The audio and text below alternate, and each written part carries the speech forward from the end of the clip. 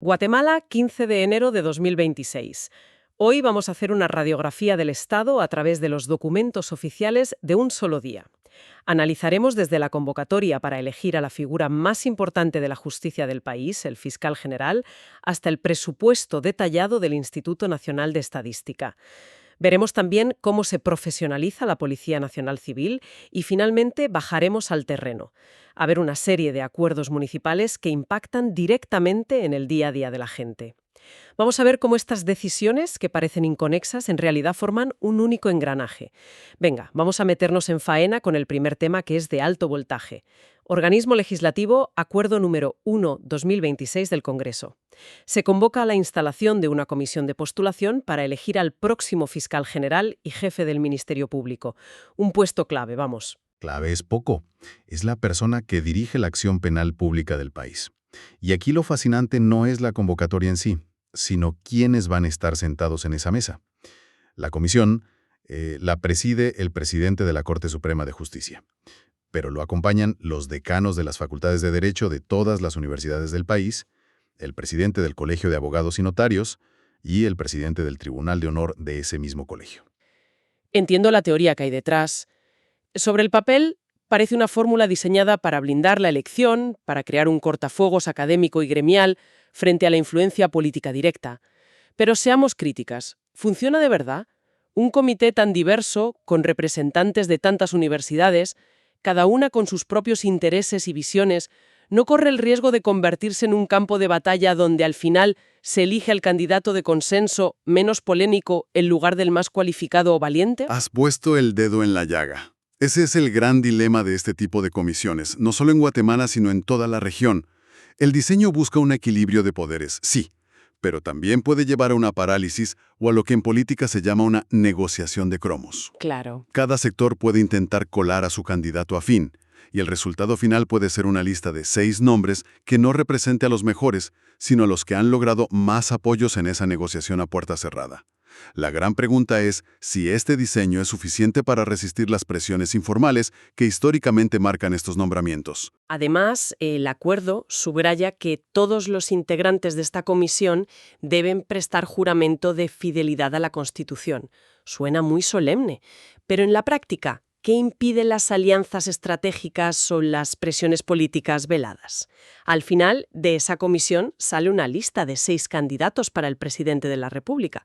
El filtro es amplio, pero... Pero el poder de decisión final sigue siendo político. Exacto. Exacto. La comisión propone, pero el presidente dispone.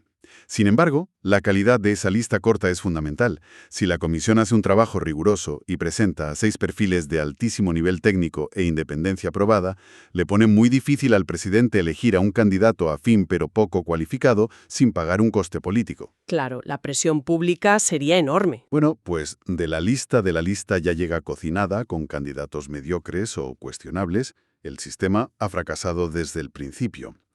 La transparencia del proceso, las actas, la evaluación de los expedientes, todo eso es crucial. Bueno, pues de la elección de la cabeza de la justicia saltamos a cómo se gestiona el cerebro estadístico del Estado. Tenemos aquí el Acuerdo Gubernativo 236-2025 del Ministerio de Economía, que aprueba el presupuesto del Instituto Nacional de Estadística, el INE, para 2026. Y la cifra no es moco de pavo, ¿eh? 80.089.367 quetzales.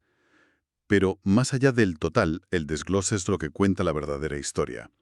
De esos 80 millones, más de 77 provienen de transferencias de la Administración Central. Esta nos dice algo muy claro. Que la autonomía financiera es casi nula. Exacto. Depende por completo del presupuesto general del Estado, lo que podría hacerlo vulnerable a presiones políticas, a través del grifo del dinero. Y si miramos en qué se gastan el dinero, aquí es donde la cosa se pone curiosa de verdad.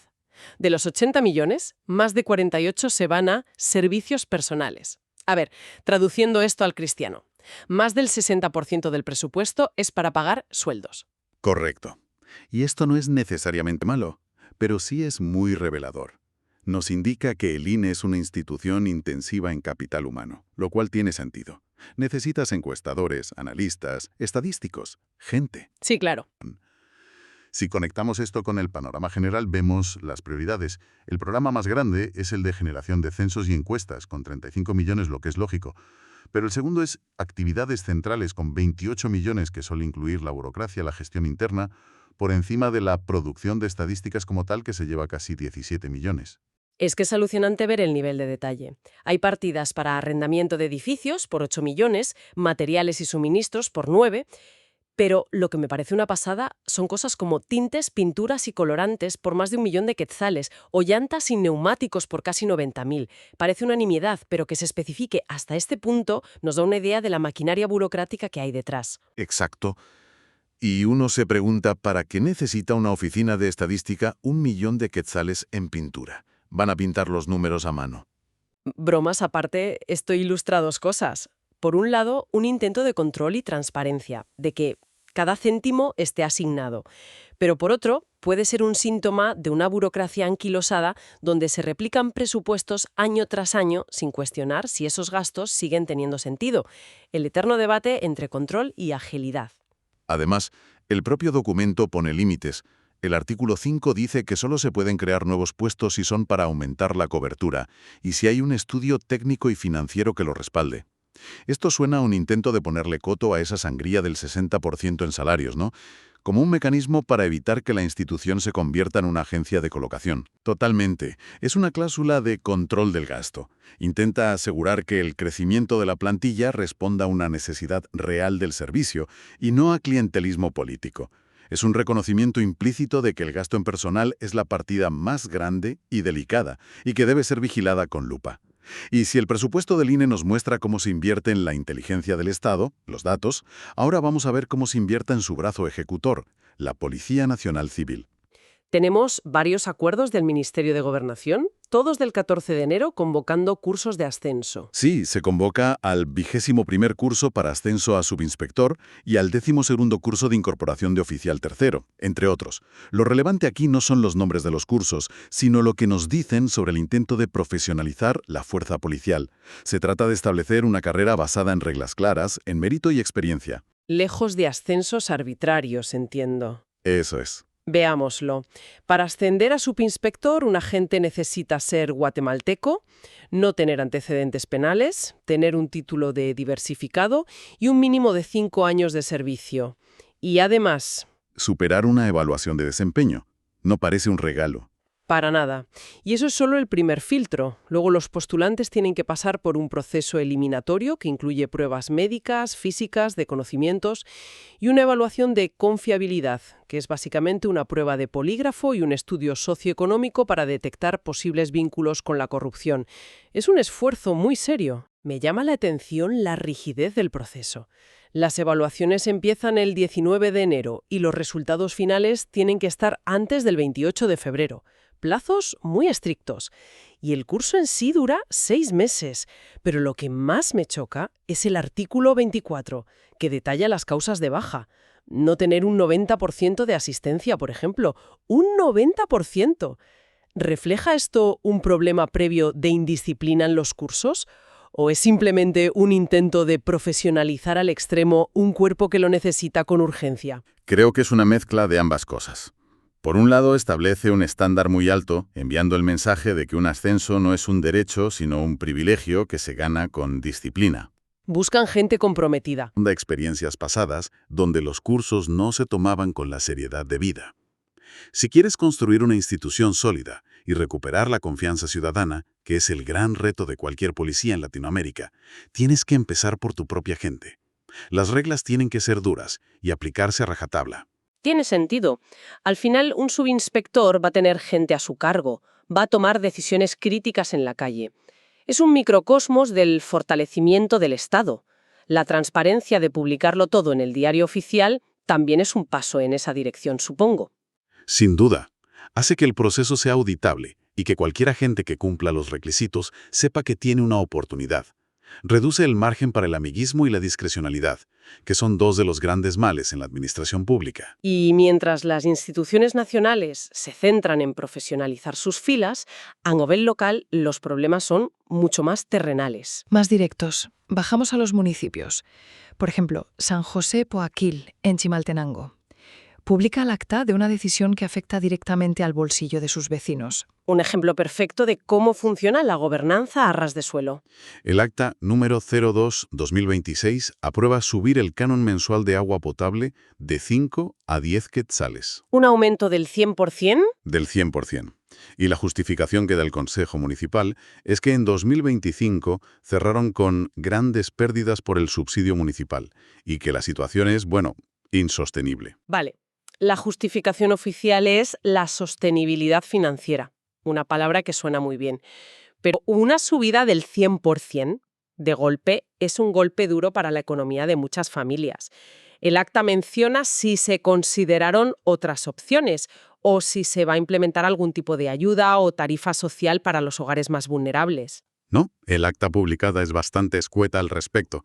Se centra puramente en la justificación financiera. Cubrir los costes de operación, mantenimiento y personal. Y este es el dilema constante de los alcaldes. Por un lado tienen la presión de no subir tarifas porque es impopular, tiene un coste electoral. Claro. Por otro, si no lo hacen, el servicio se degrada, las tuberías no se reparan, el personal no cobra y el sistema colapsa.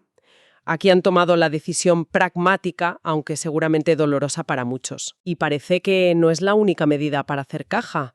La misma municipalidad publica reglamentos para el transporte. Cobran 100 quetzales por la renovación anual de la licencia de un taxi 125 por un mototaxi. y la friolera de 3.000 quetzales por obtener una línea nueva para un autobús. Esto ya no es solo cubrir costes, es una fuente de ingresos directos. Exacto. Y también una forma de poner orden.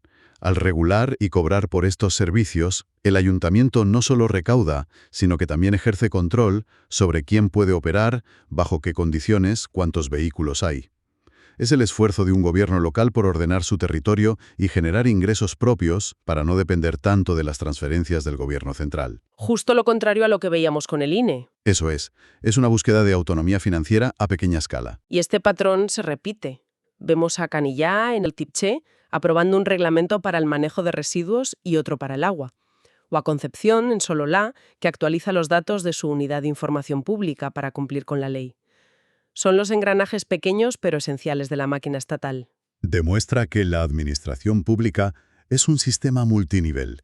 Mientras en la capital el Congreso debate la estructura de poder para elegir al fiscal general, un concejo municipal en una zona rural está decidiendo el precio del agua o la ruta de los mototaxis. Ambas decisiones, aunque de escala totalmente diferente, son la esencia del Estado en acción. La alta política y la política del día a día. Exacto. Y son igualmente cruciales para el funcionamiento del país y la vida de la gente. Al revisar todos estos documentos oficiales del mismo día, desde la alta política judicial hasta la ordenancia de un pequeño municipio, una se da cuenta de que la gobernanza es este mosaico complejo de decisiones. Cada una, por técnica o burocrática que parezca, tiene un impacto real en la vida de las personas. La pregunta que me queda flotando en el aire es: ¿con qué frecuencia la gente de a pie tiene acceso, o simplemente la curiosidad, de buscar este tipo de información de primera mano para entender de verdad cómo funciona el Estado que les gobierna y toma decisiones por ellos cada día?